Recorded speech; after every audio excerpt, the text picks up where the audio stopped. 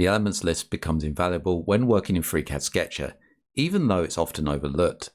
It removes the frustration of hunting for the exact geometry you need and allowing you to select edges, start points and end points directly from the list. This makes it possible to perform selections that will be difficult using the 3D view alone. With simple FreeCAD sketches and clear, uncluttered geometry, it's often easier to select the required elements directly from the 3D view. However, there are times when geometry you need is hidden beneath other elements, or when a specific edge or point must be selected for a particular constraint to work correctly. Let's first start by looking at this FreeCAD Sketcher tool and how it works before exploring some scenarios where the tool can overcome challenges. Let's start in the Sketcher and create a sketch. And let's place in, say, a simple rectangle. If we look to the right, we have the constraints and the elements. Now this may be filtered. If it is, drop this down and select each of the boxes within. This will show the elements in the elements list. Let's right click to cancel tool. So we have the elements. Each element on the screen, the edges, points, any arcs, circle, etc. will be shown in the list. And depending on what we select, for example, if I select both of them, we get both highlighted in the list. Now, if we pay attention to the different icons within, we can see some are grayed out. So for example, if I select this top line via its edge, we can see that the two icons by its side are grayed, and the first icon shows the edge selection. If we click off, we can see that the edge is highlighted in the first icon, and one point is highlighted in the second icon, and the other in the third. So as we select points, they will be shown in the list, as you can see here. And if I select the other point, we can see that the point has been highlighted here. So this gives us an indication of what points and edges have been selected. Better still is that we can select points and edges from these icons themselves. If I just wanted to select the edge of this line, we select the first one. If I wanted to select the point, we can see the point has been selected here. We select next, and the last one will select the other point. So we can combine these selections as well. So I'm just going to select some blank space to clear the selection. We'll select the point from the top here, and I want to select the other point. Now I can easily do this from the 3D view, but if I hold down the Control key on the keyboard and select the last icon, it will select those 2 points. If I release the Control key and say select the edge, then we just select the edge. It's not a hungry selection. Within here we can use other shortcut keys like Control selecting, other geometry within. So I selected the edge here by just selecting the row, or I can come in and select the end point of this one, as you can see here. Or if I clear that, we can select one edge and hold down Shift and select, say, the third edge, and everything in between is selected. The selection of these elements via the edges, points, etc. allows us to overcome certain challenges with our constraints. So our first example is when you have stacked constraints. I'm just going to highlight these and hit delete on the keyboard. Let's say we had a circle. Hover over the center point and create a circle coincident to it. Then let's divide the circle with 2 lines. Hovering over the edge, point and object constraint is added. The center will coincident to the center point, also coincident to the point of this circle. Then another line from that center point, coincident to the outer edge. Let's right click to cancel. I created this circle first. We can see that from the list. Then we created this line and then this one. If I wanted to release, say, this edge from the center, well, we would normally take the center point and hit delete on the keyboard. This will delete the constraint. Let's open up the constraints. But because this circle is the first in the list, as we see down here, we've just released the circle, but we haven't released this edge here. Let's hit undo, and undo again to add the constraint back.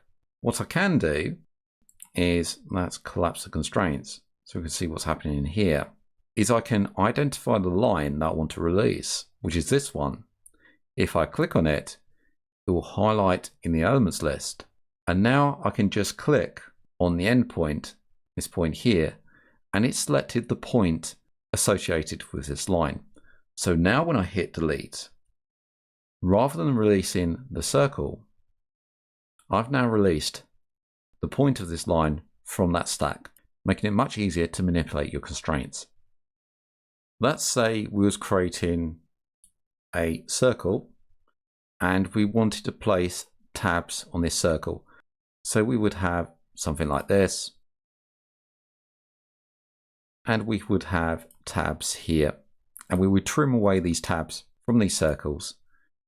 If I constrain these down, we'll make this one 15 and this one 75. Constrain the internal to 50. Right click to cancel. I can see this one moves along this edge because we have a point on object constraint. You can take that point, the vertical axis, make those coincident, and the same for this one as well. This point, the horizontal axis, make those coincident to get a point on object constraint. And finally make these two equal. So I want to remove this geometry within here with the trim tool. Now the problem being, if I take the trim tool, it's going to delete this constraint within here. So if I remove this edge first, we can see we're all right. We've got the point on object constraint added to this edge. If I delete this one here, then you can see we're under constrained. We've got 1 degree of freedom, and the same for this side.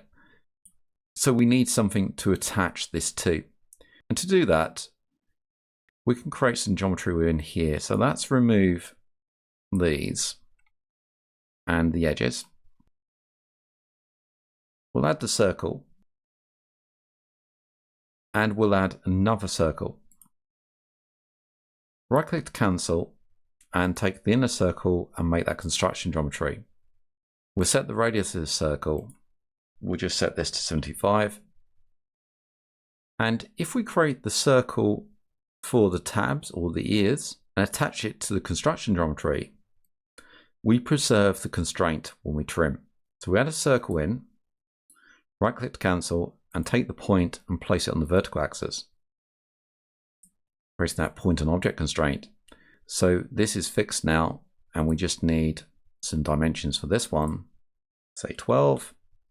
Now if I right click to cancel the tool and take the outer circle and the construction geometry and make those equal, when I start to trim now, I can trim away this edge here, which connects those point on object constraint, and this edge.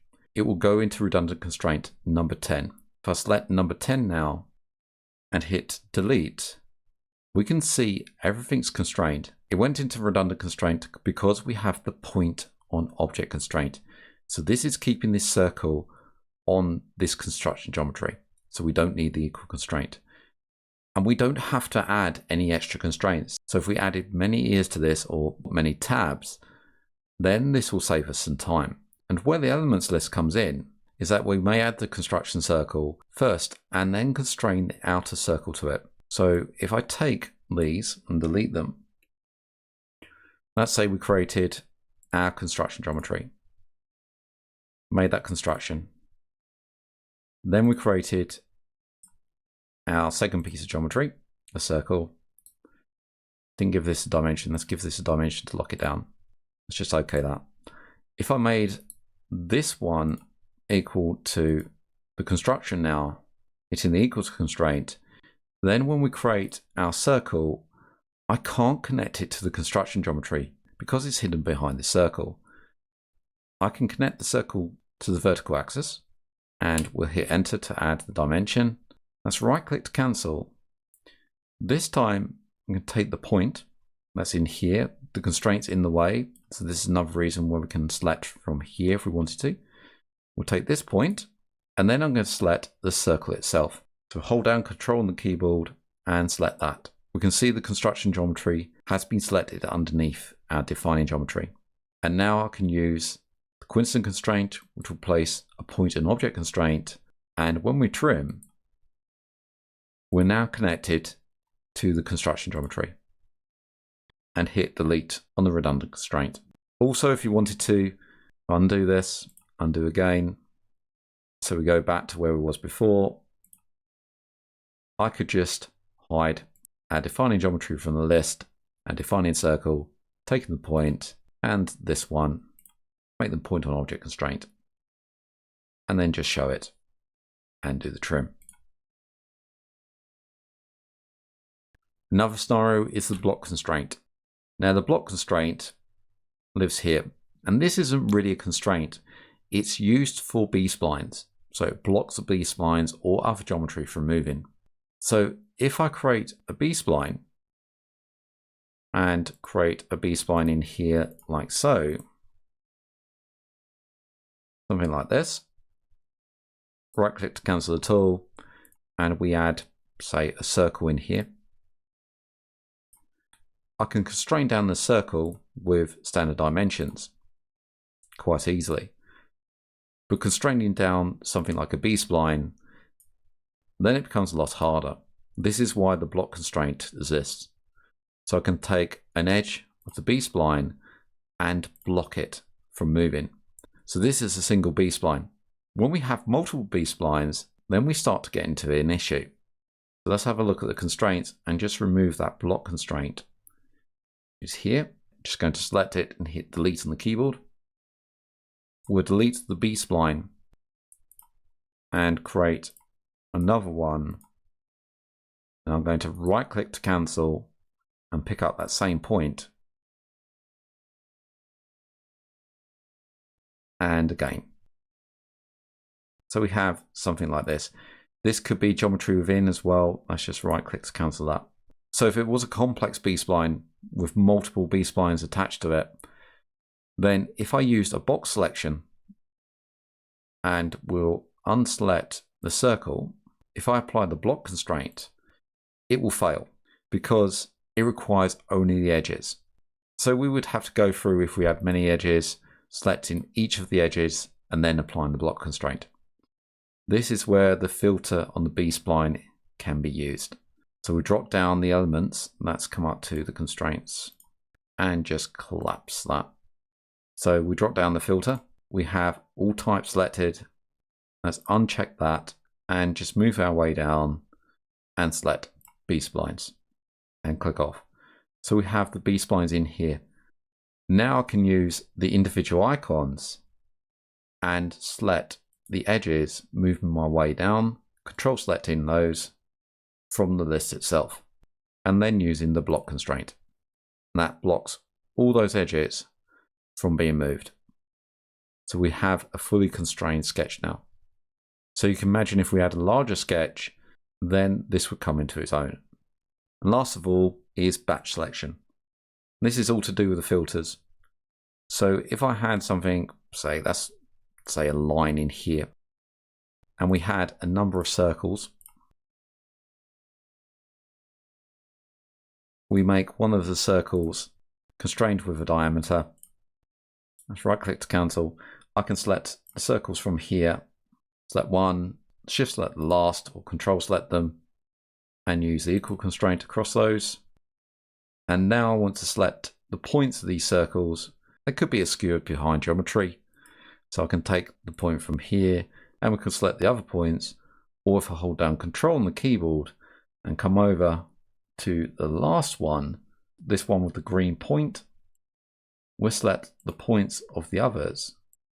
Keep the Control key held down. We'll select this line and then use the coincident constraint, placing all those circles coincident to that line. So as you can see, the elements list can be used in your advantage. Here we've demonstrated it with very simple sketches. But when you're sketching and you lose a point underneath a stack of elements or a stack of constraints, you want to batch select a number of geometry to add a constraint to, or constrain it against another element, then the elements list can be useful. I hope you enjoyed that video, and I hope to see you in the next one.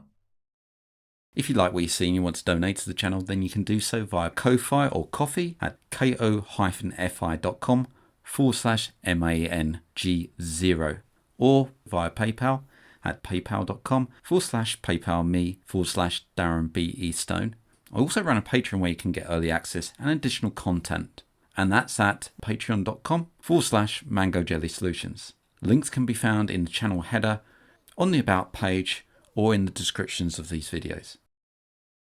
I thank everybody that's donated so far. It really helps to keep the lights on so I can produce more content and also expand the channel. Thank you for liking, commenting and subscribing to these videos, and I hope to see you again in the next one.